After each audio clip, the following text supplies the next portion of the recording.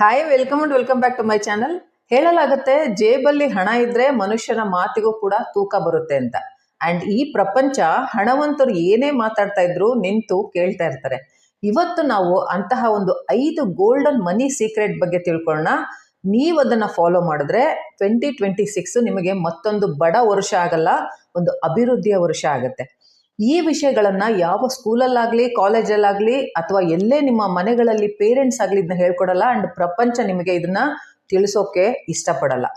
Video ಲಾಸ್ಟ್ವರೆಗೂ ನೋಡಿ, ತುಂಬಾ interesting ಆಗಿದೆ. ಯಾಕೆಂದ್ರೆ ಒಂದೊಂದು ಮನಿ ರಹಸ್ಯ ಕೂಡ ಲೈಫನ್ನು ಚೇಂಜ್ ಮಾಡುವಂಥದ್ದು. ಹಾಗೆ ಲೈಕ್ ಮಾಡಿ, ಶೇರ್ ಮಾಡಿ, ಸಬ್ಸ್ಕ್ರೈಬ್ ಮಾಡದೆ ನೋಡ್ತಾ ಇದ್ರೆ ದಯವಿಟ್ಟು ಸಬ್ಸ್ಕ್ರೈಬ್ ಮಾಡ್ಕೊಳ್ಳಿ. ಬನ್ನಿ ಹಾಗಾದ್ರೆ ಈ 5 ಸೀಕ್ರೆಟ್ಸ್ ಯಾವುದು ಅಂತ ನೋಡೋಣ. ಅಂಡ್ ಮೊದಲನೇದಾಗಿ, ಹಣ ಹಾರ್ಡ್ ವರ್ಕ್ ಮಾಡೋದ್ರಿಂದ ಬರಲ್ಲ, ಸ್ಮಾರ್ಟ್ ವರ್ಕ್ ಅಥವಾ ಸ್ಕಿಲ್ಡ್ ವರ್ಕ್ ಮಾಡೋದ್ರಿಂದ ಬರುತ್ತೆ. ಬರೀ ಹಾರ್ಡ್ ವರ್ಕ್ ಇಂದ ಹಣ ಬರೋದಾಗಿದ್ದಿದ್ರೆ ಸಾವಿರಾರು ಲೇಬರ್ಸ್ ಇದ್ದಾರೆ, ಅವರೆಲ್ಲ ಕೋಟ್ಯಾಧೀಶರಾಗ್ತಾ ಇದ್ರು. ಯಾಕಂದ್ರೆ ಅವರಷ್ಟು ಹಾರ್ಡ್ ವರ್ಕ್ ಅನ್ನ ಯಾರು ಮಾಡಲ್ಲ. ದೊಡ್ಡವರು ಹೇಳ್ತಾರೆ, ನೀವು ಮಾಡೋ ಕೆಲಸದಲ್ಲಿ ಮಾಸ್ಟರಿನ ತಗೊಳ್ಳಿ, ಅದನ್ನ ನೀವು ಮನದಟ್ಟು ಮಾಡ್ಕೊಳ್ಳಿ, ನೀವೇನ್ ಕೆಲಸ ಮಾಡ್ತಿರೋಲ್ಲಿ ಸ್ಕಿಲ್ ಅನ್ನ ಬೆಳೆಸ್ಕೊಳ್ಳಿ. ನಿಮ್ಮನ್ನ ಬಿಟ್ಟು ಆ ಕೆಲಸವನ್ನ ಮಾಡೋದಕ್ಕೆ ಯಾರಿಗೂ ಆಗಬಾರ್ದು. ನಿಮ್ಮ ರೀಪ್ಲೇಸ್ಮೆಂಟ್ ಮಾಡೋದಕ್ಕೆ ಇಂಪಾಸಿಬಲ್ ಅನ್ನಿಸ್ಬೇಕು. ಲೈಫಲ್ಲಿ ಯಾವತ್ತಿಗೂ ಅವರೇಜ್ ಪರ್ಸನ್ ಆಗಕ್ಕೆ ಹೋಗ್ಬೇಡಿ. ಯಾವುದೇ ಕೆಲಸವನ್ನು ನೀವು ಮಾಡಿದ್ರು ಆ ಕೆಲಸನ ನಿಮ್ಮನ್ನ ನೋಡಿ ಗೌರವಿಸ್ಬೇಕು, ಹೆಮ್ಮೆ ಪಡಬೇಕು, ನೀವು ಅದನ್ನ ಮಾಡಿದೀರಾ ಅಂತ. ನಮ್ಮಲ್ಲಿ 90% ಜನ ಥಿಂಕ್ ಮಾಡ್ತಾರೆ, ಎಷ್ಟು ಜಾಸ್ತಿ ಹಾರ್ಡ್ ವರ್ಕ್ ಮಾಡ್ತೀವೋ ಅಷ್ಟು ಹಣ ಬರುತ್ತೆ ಅಂತ. ಅದು ಖಂಡಿತ ತಪ್ಪು ಸ್ನೇಹಿತರೆ. ಜಗತ್ತು ಹಾರ್ಡ್ ವರ್ಕ್ ಮಾಡೋರಿಗಲ್ಲ, ಹೈ ಸ್ಕಿಲ್ಸ್ ಯಾರು ಇಟ್ಕೊಂಡು ಕೆಲಸ ಮಾಡ್ತಾರೆ ಅವರಿಗೆ ಜಾಸ್ತಿ ಹಣ ಕೊಡುತ್ತೆ. ಒಬ್ಬ ಕೂಲಿ ಮಾಡೋನು ಇಡೀ ದಿನ ದುಡಿತಾನೆ, 500 - 700 ರೂಪಾಯಿವರೆಗೂ ಸಂಪಾದಿಸ್ತಾನೆ. ಆದ್ರೆ ಒಬ್ಬ ಸ್ಕಿಲ್ಡ್ ಪರ್ಸನ್ ಓದಿಲ್ಲ ಅಂದ್ರೂ ಕಂಪ್ಯೂಟರ್ ಮುಂದೆ ಕೂತ್ಕೊಂಡು 1 hour ಅಲ್ಲಿ ಇಷ್ಟು ದುಡ್ಡನ್ನ ಆರಾಮಾಗಿ ದುಡಿತಾನೆ. ರಿಯಲ್ ಎಸ್ಟೇಟ್ ಅಲ್ಲಿ ಕೆಲಸ ಮಾಡೋರಂತೂ ಒಂದು ಡೀಲ್ಗೆ 5 - 6 ಲಕ್ಷನ ದುಡಿತಾರೆ ಜಸ್ಟ್ 1 hour ಅಲ್ಲಿ. ಎಲ್ಲರೂ ಕಷ್ಟಪಡ್ತಾರೆ, ಹಾರ್ಡ್ ವರ್ಕ್ ಮಾಡ್ತಾರೆ, ಆದ್ರೆ ಹಣ ಜಾಸ್ತಿ ಸಿಗೋದು ಯಾರಿಗೆ? ಯಾರ ಹತ್ರ ಸ್ಕಿಲ್ಸ್ ಇರುತ್ತೆ ಅವರಿಗೆ. ಹಾಗೇನೆ ಯಾರು ಮಾಸ್ಟರಿ ಮಾಡ್ಕೊಂಡಿರ್ತಾರೆ ಆ ಸ್ಕಿಲ್ಸ್ ಅನ್ನ ಅವರಿಗೆ. ಹಾಗಾಗಿ ರೇರ್ ಸ್ಕಿಲ್ಸ್ ಅಂತ ಏನಿದೆ, ಮಾರ್ಕೆಟ್ ಅಲ್ಲಿ ಹೈಲಿ ನೀಡೆಡ್ ಸ್ಕಿಲ್ಸ್ ಅಂತ ಏನಿದೆ, ಅವರು ಹಣನ ಆರಾಮಾಗಿ ಬೇಕಾದಷ್ಟನ್ನು ದುಡಿತಾರೆ. ಸೊ 2026 ಅಲ್ಲಿ ಯಾವುದಾದ್ರೂ ಒಂದು ಸ್ಕಿಲ್ ಅನ್ನ ಚೆನ್ನಾಗಿ ಪ್ರಾಕ್ಟೀಸ್ ಮಾಡಿ ಮಾಸ್ಟರ್ ಆಗ್ಬಿಟ್ರಿ ಅದರಲ್ಲಿ, ಆಗ ನಿಮ್ಮ ಇನ್ಕಮ್ಮು ಡಬಲ್ ಟ್ರಿಬಲ್ ಆಗೋದ್ರಲ್ಲಿ ಡೌಟೇ ಇಲ್ಲ. ಅಂಡ್ ಎರಡನೇದು, ಖರ್ಚು ಮಾಡೋದನ್ನ ಕಂಟ್ರೋಲ್ ಮಾಡೋದನ್ನ ಕಲೀರಿ. ಸ್ನೇಹಿತರೆ, ಹಣ ಉಳಿಯಲ್ಲ, ಅದನ್ನ ನಾವು ಉಳಿಸ್ಬೇಕು.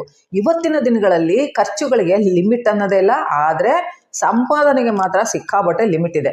2026ರಲ್ಲಿ ಈ ಒಂದು ರೂಲ್ ಅನ್ನ ನೆನ್ಪಿಟ್ಕೊಳ್ಳಿ. ಯಾವ ಶ್ರೀಮಂತನು ತನ್ನ ಅರ್ನಿಂಗ್ ಇಂದ ಶ್ರೀಮಂತ ಆಗಲ್ಲ.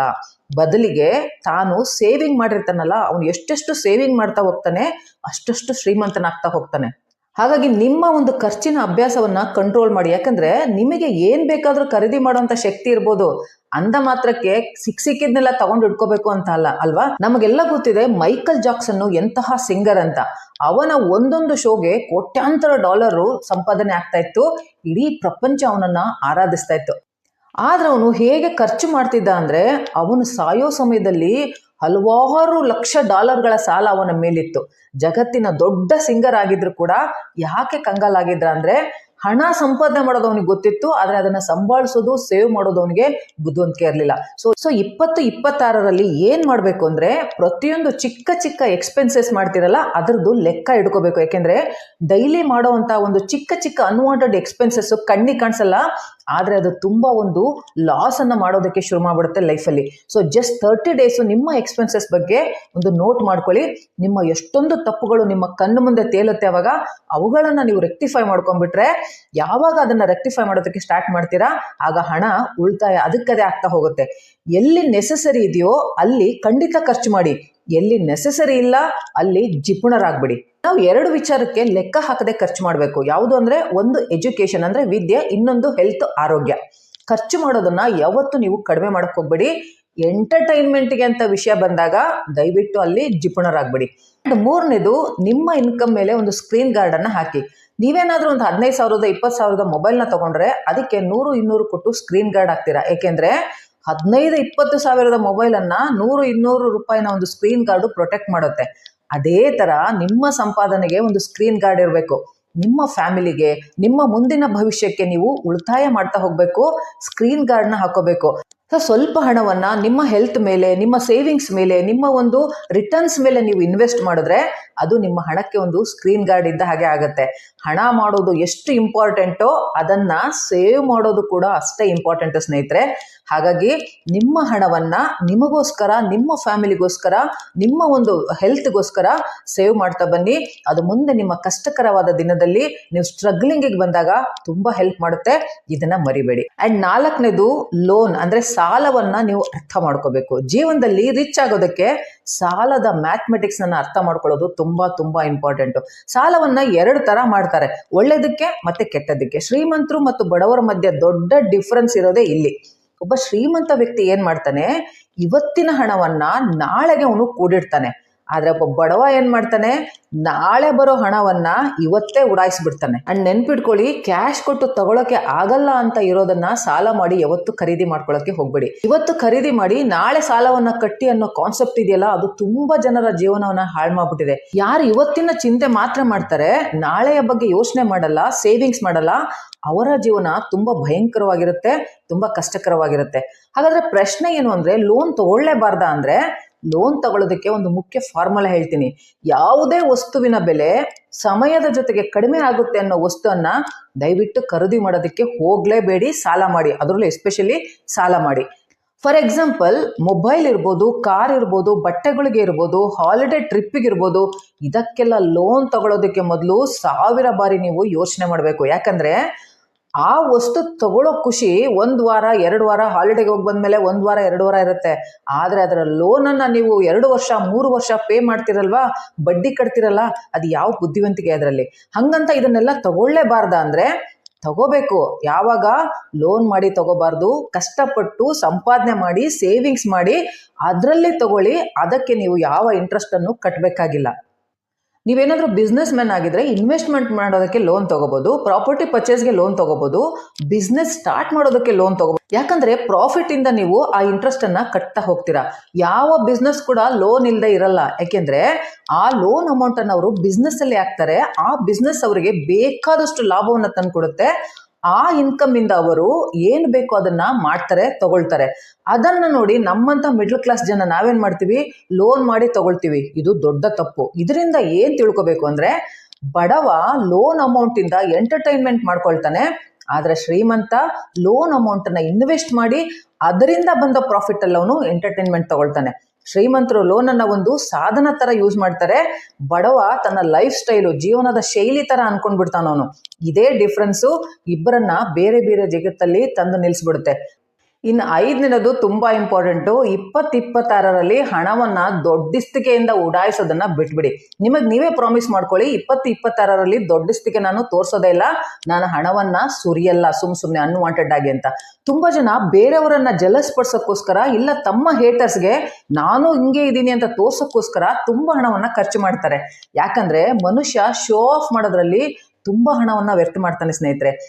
ಹಣ ಬಂದ ಕೂಡಲೇ ಶುರು ಮಾಡ್ಬಿಡ್ತಾನೆ, ಅವನು ಐಫೋನ್ ಪ್ರೋ ತಗೊಂಡಿದ್ದಾನೆ, ನಾನು ತಗೋಬೇಕು, ಯಾಕೆಂದ್ರೆ ನಾನು ಅವನಿಗೆ ತೋರಿಸ್ಬೇಕಲ್ಲ ನಾನೇನು ಕಡಿಮೆ ಇಲ್ಲ ಅಂತ. ಯಾರಾದ್ರೂ ಹಾಲಿಡೇಗೆ ಗೋವಾಗೆ ಹೋಗ್ಬಿಟ್ರೆ ಇವನು ಸ್ಟಾರ್ಟ್ ಮಾಡ್ಬಿಡ್ತಾನೆ, ನಾನು ಮಾಲ್ಡೀವ್ಸ್ಗೆ ಹೋಗ್ಬೇಕು, ನಾನು ಮಾರಿಷಸ್ಗೆ ಹೋಗ್ಬೇಕು, ಅಲ್ಲಿ ಹೋಗಿ ಸಮುದ್ರ ತೀರದಲ್ಲಿ ಜೋಕಾಲಿ ಆಡ್ಬಿಟ್ಟು ಅದನ್ನ ಫೋಟೋನ ಇನ್ಸ್ಟಾದಲ್ಲಿ ಹಾಕ್ಬೇಕು.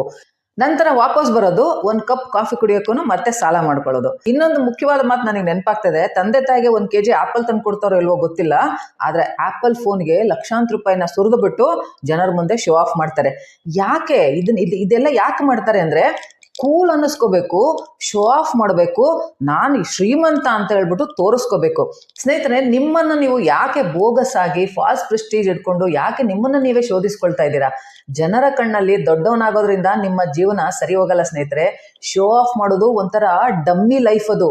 ಆ ಒಂದು ಡಮ್ಮಿ ಜಗತ್ತಿನಲ್ಲಿ ತುಂಬಾ ದಿನ ಇರಕ್ಕಾಗಲ್ಲ. ಯಾಕೆಂದ್ರೆ ಜೀವನದ ಸತ್ಯತೆ ಬೇರೆ ಇರುತ್ತೆ. ಹಾಗಾಗಿ ಶೋ ಆಫ್ ಮಾಡೋದನ್ನ ಬಿಟ್ಬಿಡಿ. ಮುಂದೆ ಅದಕ್ಕೆ ತುಂಬಾ ದೊಡ್ಡ ಬೆಲೆಯನ್ನ ತರಬೇಕಾಗುತ್ತೆ ನೀವು. ನಮ್ಮ ಭಗವಂತ ಈಶ್ವರ ತನ್ನ ಮದುವೆಗೆ ನಂದಿ ಮೇಲೆ ಕುತ್ಕೊಂಡು ಬರ್ತಾನೆ. ಆಗ ಗಣಗಳೆಲ್ಲ ಕೇಳ್ತಾರೆ, ಭಗವಂತ ಇಂದ್ರನಿಗೆ ಒಂದು ಮಾತು ಹೇಳಿದ್ರೆ ಬಂಗಾರದ ರಥವನ್ನೇ ಕಳಿಸ್ತಾ ಇದ್ದ, ಯಾಕೆ ನಂದಿ ಮೇಲೆ ಬರೋಕ್ ಹೋದ್ರಿ ಅಂತಾರೆ. ಆಗ ಶಿವ ಹೇಳ್ತಾನೆ, ಇವತ್ತು ನಾನು ಸಾಲವನ್ನ ತಗೊಂಡ್ರೆ ನಾಳೆ ಮತ್ತೆ ಹಿಂತಿರುಗಿಸ್ಲೇಬೇಕಲ್ವಾ, ಅಂತದ್ ಯಾಕೆ ಬೇಕು ನನಗೆ ಅಂತಾನೆ. ತನ್ನ ಮದುವೆಗೆ ಅವನು ಕಿರೀಟವನ್ನು ತಗೊಳ್ಳಲ್ಲ, ತನ್ನ ಜಡೆಯನ್ನೇ ಅವನು ಕಿರೀಟವನ್ನಾಗಿ ಮಾಡ್ಕೊಳ್ತಾನೆ. ಯಾವ ಮದುವೆ ಉಡುಪನ್ನು ತಗೊಳ್ಳಲ್ಲ, ಕಾಸ್ಟ್ಲಿ ಕಾಸ್ಟ್ಯೂಮನ್ನು ತಗೊಳ್ಳಲ್ಲ, ಚರ್ಮವನ್ನೇ ಹೊದ್ದುಕೊಂಡು ಮದುಮಗನಾಗಿ ರೆಡಿ ಆಗ್ತಾನೆ.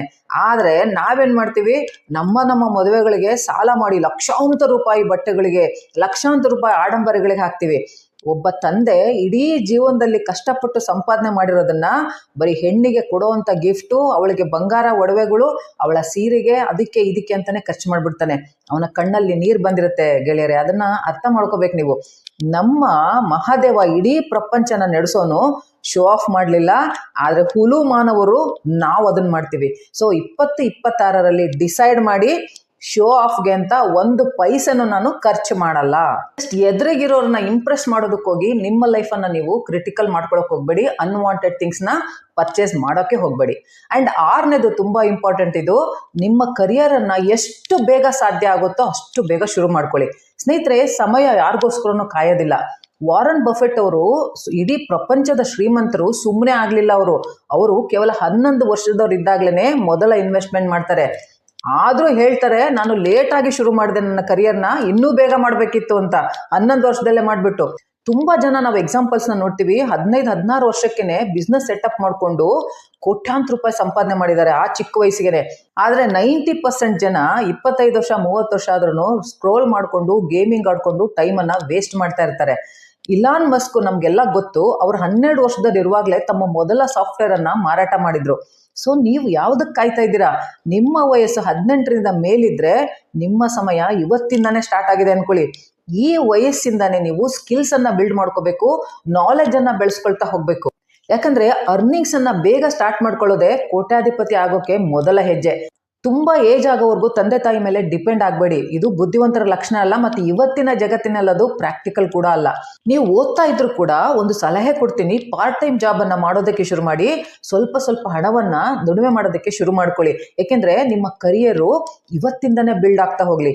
ಸ್ನೇಹಿತರೆ, 2026 2026 ಇದು ಕಾಮನ್ ಇಯರ್ ಅಲ್ಲ. ಇದನ್ನ ಟೋಟಲ್ ಮಾಡಿದ್ರೆ ನಂಬರ್ 1 ಬರುತ್ತೆ.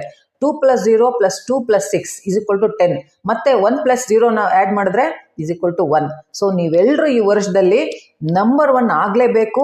ಯಾರು ಆಕ್ಷನ್ ಟೇಕರ್ ಆಗಿರ್ತಾರೆ ಅವರಿಗೆ ಈ ವರ್ಷ ಆಪರ್ಚುನಿಟೀಸ್ನ ತಂದು ಕೊಡ್ತಾನೆ ಇರುತ್ತೆ. ಸೊ ಈ ಎಲ್ಲ ಮನಿ ಸೀಕ್ರೆಟ್ಸನ್ನು ಫಾಲೋ ಮಾಡಿ, ಆ್ಯಂಡ್ 2026 ಬ್ರೇಕ್ ಥ್ರೂ ಇಯರ್ ಆಗಿ ಮಾಡ್ಕೊಳ್ತೀರಾ ಅಂತ ನಂಬ್ತಾ ಈ ಒಂದು ವಿಡಿಯೋನ ಮುಗಿಸ್ತಾ ಇದ್ದೀನಿ. ಮತ್ತೆ ಮುಂದಿನ ವಿಡಿಯೋದಲ್ಲಿ ಭೇಟಿ ಮಾಡ್ತೀನಿ. ಬಾಯ್.